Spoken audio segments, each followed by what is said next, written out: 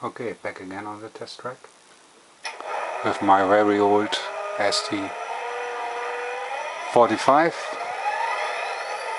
You know it from my other videos, and the special LEDs from Ulrich models were broken, and I installed my cheap own German stuff. A light, ditch light, I hope you can see it.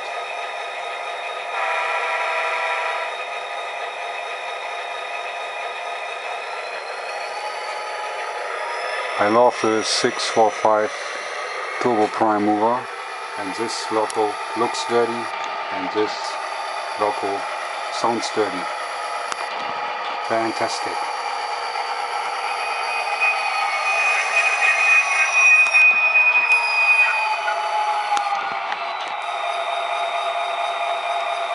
The great weathering drop, you know, to my friend Frank,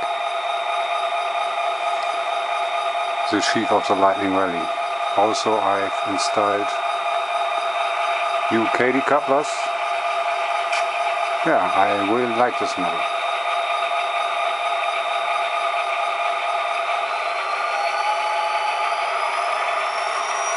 Okay, that's it. Thanks for watching. I hope you have fun. Bis dann.